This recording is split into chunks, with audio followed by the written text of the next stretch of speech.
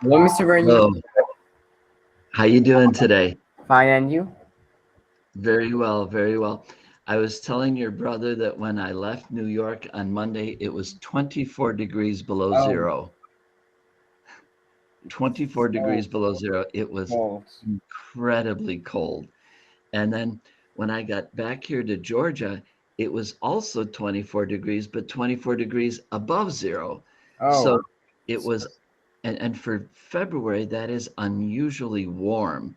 So it yeah. was unusually cold in New York and unusually warm in Georgia. So what are you going to do? How is school today? Actually, it's perfect. We don't do that much things. Okay. We do some how could I say, draws on Okay. painting, parallel Okay. solids. That's 3D draws, and Okay. on the other hand, I am reading books. I start to read books again, and Okay. that's all. Okay. Okay. Now, Rezan, you're 16, Yeah. and this is your first year in high school or your second year in high school? Second. Second year. Um, I Yeah. was talking to your sister, and I know she did she already take the high school exam? Yes. Okay. And I was talking to another boy, a boy in Ankara. His name is Furkan, and he is taking the exam in June. Oh, So he's 2 years behind you and 1 year behind your sister. yeah. And I asked him, what are you studying the most? And he said, Um. mostly he is studying math. Oh, perfect. Math. Yeah. Actually, math's Yeah. not that much hard. Okay. So, and I asked him about the English. I said, well, what are you doing for English? And he said he felt like he was already ready for English. He's like you. He already speaks English and he reads in English and he even makes jokes in English and things like that. And so he said he was mostly studying the math and the Turkish. What do you Actually, think about that? at the exam, my Turkish is so worse, and my math's Oh, not really? that much. It's not Okay. that much ready for me. Mm-hmm. Mm-hmm. Yeah. I wonder if one reason he's thinking about math, his father is a banker and his Oh, mother is a chemist, a chemistry teacher. oh, And so maybe they're really into finances and yeah, science, and so he studies could that the be. most. Okay. All right, my young friend. Let's take a look at where we were last week. Last week, you and I talked about, it's been a long time, but we talked about the word convivial. And what do you remember about someone being convivial? Um, convivial. I don't remember. I Remember forgot. that a convivial person is a very happy person, a person who is joyful, a person who is fun to be around because they're always happy. I got it. Okay. Okay.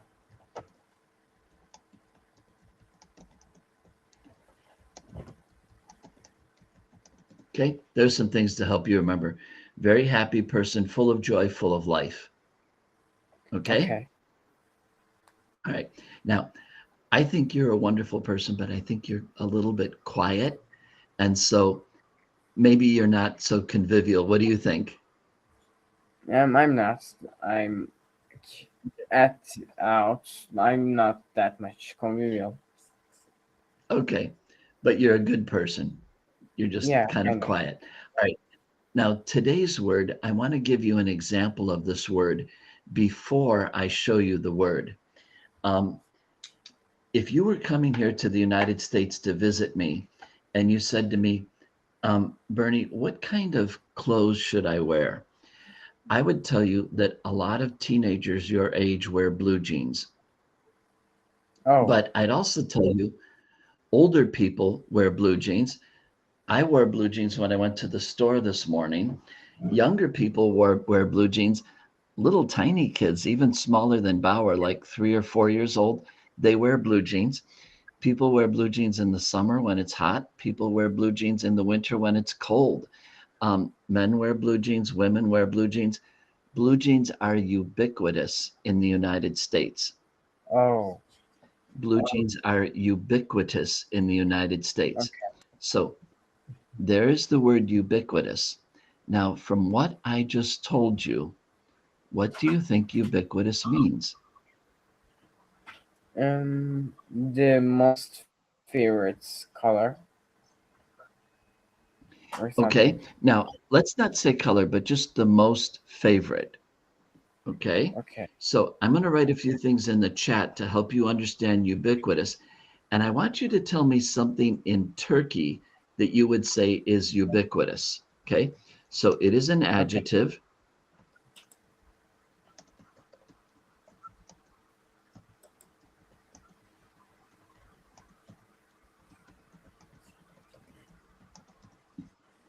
Okay. Okay. Okay, so the blue jeans are ubiquitous in the United States because it's just very, very common. Lots of people wear blue jeans, young, old, men, women, boys, girls, children, elderly. Blue jeans are very, very ubiquitous, very common. Now, tell me something that is ubiquitous in Turkish culture. Maybe the black jeans. Like so many people said, Okay, I have seen that's weird. Black jeans. so do you wear black jeans? Yeah, for school. Okay, okay, okay. Now, would you think this is true about Turkish culture? One thing that is ubiquitous in Turkish culture is the mosque, Yeah, yeah. There's so right? many masks. Like, Because, right, right. And I've heard that in places like Istanbul, where you have the Hagia Sophia, the mosque yeah, is huge. But one time, one of my students was speaking to me on the cell phone, and he was just walking around and showing me his town, and he showed me the mosque, and it was very small. And I said, "That's the mosque. It looks so small." And he said, "Well, this is a very small town, so we have a small mosque." And he said, oh, "But every town has a mosque. A little town has a little one, and Istanbul has a huge, gigantic yeah, one." Do you think yeah, it's true that you would find a mosque in every town, but sometimes they're small?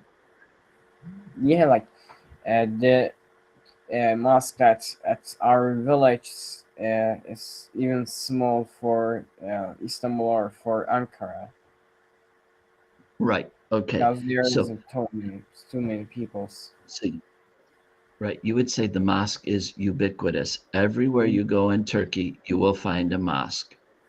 Okay. Okay. Now, what about food in Turkey? What food you would say, oh, that is ubiquitous. You have that food everywhere in Turkey. What would you say? Mm, food. Let me think. Um, Actually, all kind of soups. Okay. Okay. Now, I can't remember the name of this food in Turkish, but some people call it the Turkish pizza, and it's Lahmacun. flatbread. What is it? Lahmacun. Can you write that? Yeah.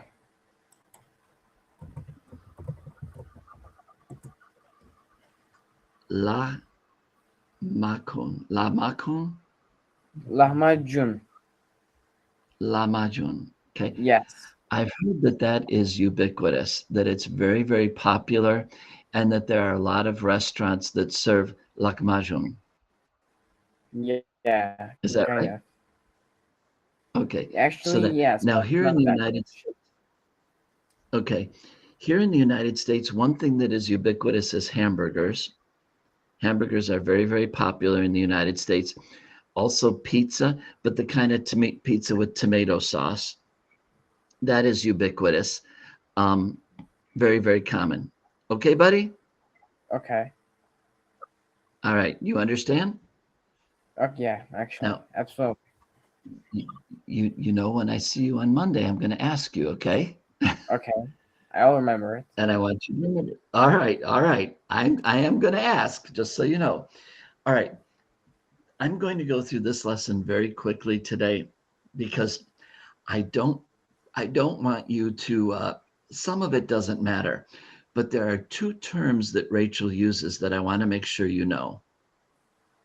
Let's practice English conversation. Hey, Jane. Hey, Emily. I'm having some trouble sharing my... Okay.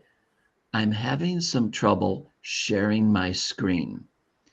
Rizan, what does that mean? Sharing my screen.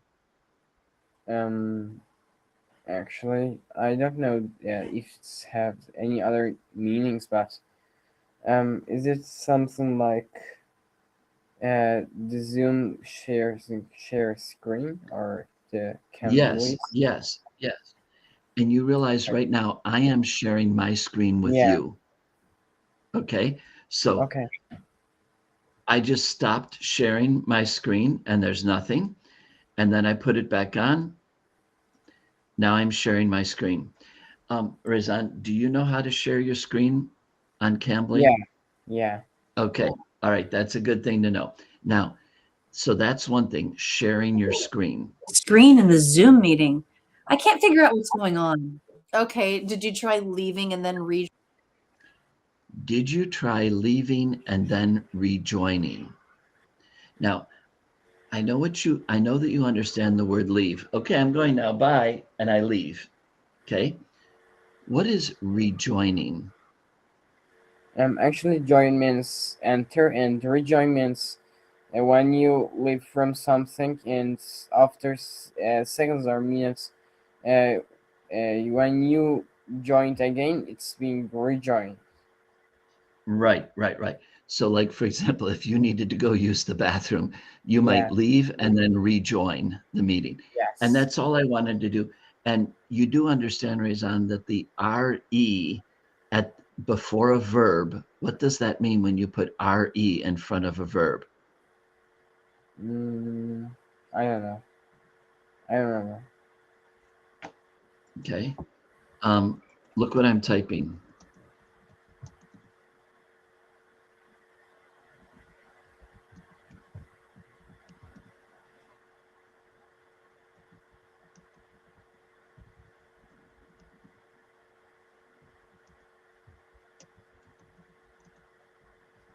Again.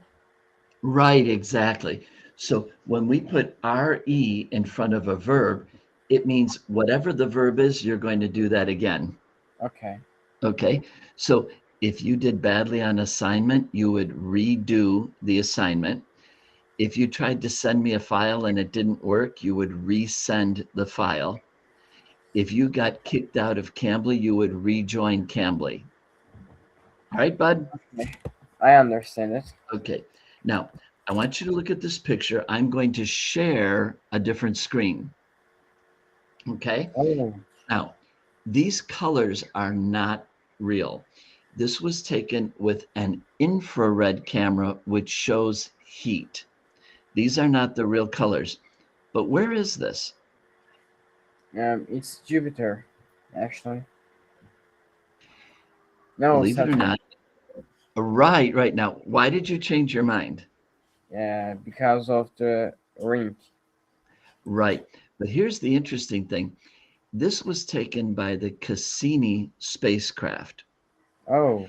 And when it took the pictures, it was looking at the rings straight. And so this flat blue line is the rings. Okay. Now, Rezan, you know, like here I have this envelope. Look, if I look at this envelope this way, it looks very flat. Yeah. Now, if I look at it this way, it's not flat anymore. Yes. But Yes. it was taking that picture like that. So it looked very, very flat.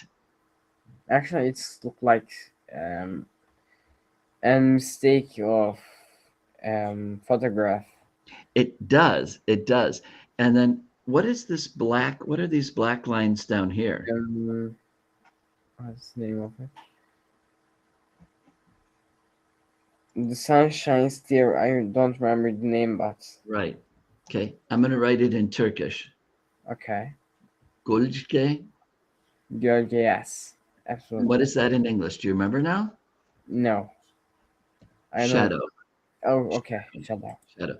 Like here, I put a shadow on my face when I put my hand in front of the light up there. Yeah. Okay, so that is Saturn. And I want you to think for a second. Do you think that the rings change the weather on Saturn? Actually, it could be because I have heard that rings are mostly what's they called, ice, and Right. because of that, some place could be cold, and All right. that sunshine. I agree completely. I agree completely. And so I wanted to look at that picture today because we're going to start a new science article, and it's asking, what if Earth had a ring like Saturn's? So the question is, if Earth had a ring, how would Earth be different? Now, we know, of course, that at night you would look up and you would see something in the sky that you don't Yeah. see right now. Okay? And Okay. maybe if the ring was big enough, you could even see it during the daytime, possibly. Okay? So how would these rings be? What would happen if Earth had rings? So today, let's look at the abstract. And Rezan, let's do this. I want you to start reading the abstract. When you want me to read, you just stop and I'll start reading. Now, if you want to read the whole thing, that's up to you. Okay? Okay. All right, go right ahead. And we know that some planets can have rings. Saturn's rings are especially famous, but cold Earths have had a ring around it too. We wanted to find out. We had two big questions to answer. How could a ring have formed around Earth? And what would happen if there was a ring around our planet? When came up when we came up oh sorry we came up with an idea, a hypothesis that an asteroid was ripped apart as it passed by our planet. An asteroid was ripped apart it passed by our planet millions of years ago. Then all the dust and debris could have formed a ring around Earth.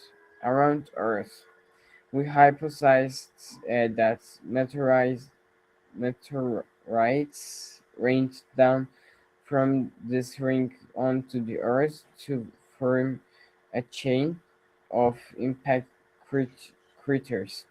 We we fu- we found lots of evidence to support our hypothesis. Also, there was a very big global cooling event shortly after these impacts. Scientists have not been able to prove why this happened. If the Earth did actually have a ring around it back then, it could explain this global cooling mystery after 446 millions of years ago. So they think maybe once the Earth did have a ring, and just like you said, it made the Earth cooler. It made the Earth feel a little bit colder. Rezan, let's pronounce this word one more time. Hypothesis. Hypothesis. Hypothesis. And there it is in Turkish, and there it is in English. Okay. Now, this word right here is kind of strange. It's not English, it's French. And Oh, in French, if you have a vowel like the letter I and then an S, the S is silent. So this word, we pronounce it deb- debris, debris, okay. because that's how you pronounce it in French. So it's a funny word because we borrowed it from the French. And I'm putting it, there it is in Turkish, and Kaz. and in French, debris. Okay? Okay. All right. I got Okay. it. Now, Brian has survived the plane crash. Yay. And he found out the most dangerous thing now that he's on the land is not bears, it's not lions, it's not wolves. What is driving him crazy? What is affecting him? Bugs. Bugs, right? Especially mosquitoes. And the mosquitoes are biting and biting and biting him, and he can't do anything about it. So let's see what happens. Whoa, they bit him so many times that his eyes are swollen and shut. He can't see out of his eyes. So would you read in moments? In moments, his eyes were stolen, shut, and his face puffy and round to match his bruised forehead. He pulled the torn pieces of his windbreaker over his head and tried to shoulder it in it, but the jacket was full of rips and it didn't work. In this desperation, he pulled his t-shirt up to cover his face, but that exposed the skin of his lower back, and the mosquitoes and fleas attacked the new soft flesh of his back 50 so viciously that Viciously. he pulled the t-shirt down. So he pulls his shirt up over his head, but then they start to bite his back. So he either gets bit in the face or he gets bit on his back. In the end, he sat with the windbreaker pulled up, brushed with his hands, and took it, almost crying in frustration and agony. There was nothing left to do. And when the sun was fully up and heating him directly, bringing steam off of his wet clothes and bathing him with warmth, the mosquitoes and flies disappeared. Almost that suddenly. 1 minute he was sitting in the middle of a swarm, that means lots of bugs, and the next they were gone and the sun was up. So Rezan, I realized something. I think the insects don't like the hot sun. Yeah. So he's going to be safe during the day, but at night, the insects are really bad. Yes, What actually. is he going to do tonight? Now he's got some time, but he's got to get ready for tonight. Okay. Now, do you know what a vampire is? Yes. Yeah. So he says these bugs are like vampires because they're drinking his blood. Go ahead. Vampires. Vampires, he thought. Apparently, they didn't like the deep of night, perhaps because it was too cool, and they couldn't take the direct sunlight. But in that great time, in the morning, when it began to get warm, and before the sun was full up and hot, he couldn't believe them.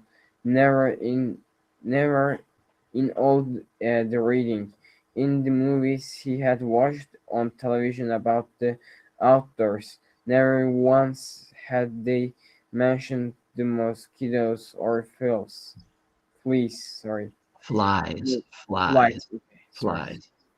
flies. All they ever shout out on the naturalist around. Oh, sorry. Uh, Nature shows. shows was beautiful scenery or animals jumping around having a good time. Nobody even mentioned mosquitoes or flies. Right. So when he watches nature shows on television, they show how beautiful it is and how happy the animals are. Nobody says anything about mosquitoes. Yeah. Okay. Ah, he Uh, pulled himself up to stand against the tree and stretched, bringing new aches and pains. His back muscles must have been hurt as well. They almost seemed to tear when he stretched. And while the pain in his forehead seemed to be abating somewhat, his head doesn't hurt as much as it did. Just trying to stand made him weak enough to nearly collapse.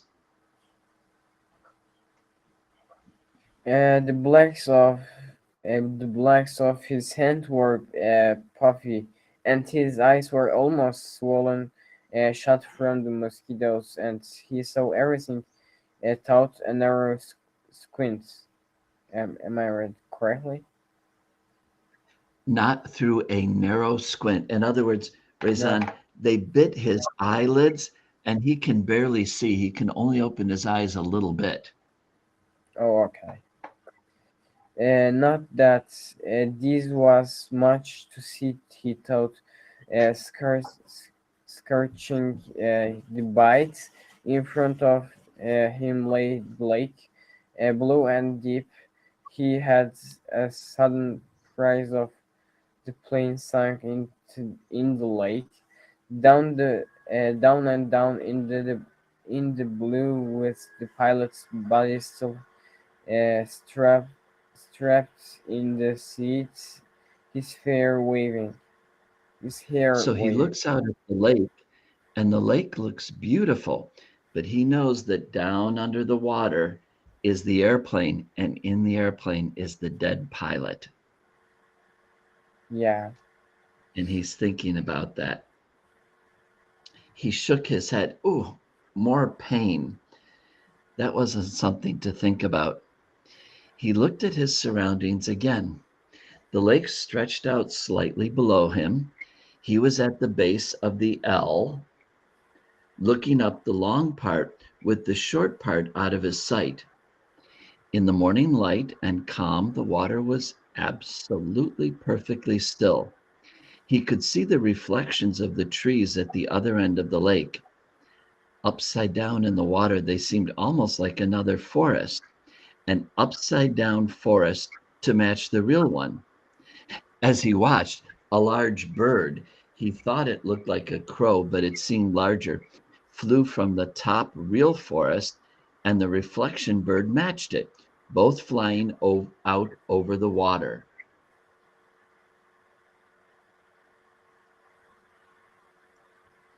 Everything was green, so green it went into him. The forest was largely made up of pines and spruce, Spruce, a kind of tree. with stands of low brush Smeared. smeared here and there. There, sorry. There thick grass and some other kind of very small brush all over. He couldn't identify most of it, except the evergreens and some leafy trees he thought might be a spin. He'd seen pictures of spins in the mountains or on televisions. The country around the lake was more moderately hill, but moderately hill. But the hills were small, almost hummocks, and there were very few rocks expected to his left. We're going to stop there. Oh, okay. It's time for us to go. Rezan, good job. This was tough reading, but you did a good job with it. See you next week. Okay. Don't forget to be ubiquitous. I'm going to ask. Okay. Bye-bye. See you, Miss Bernie.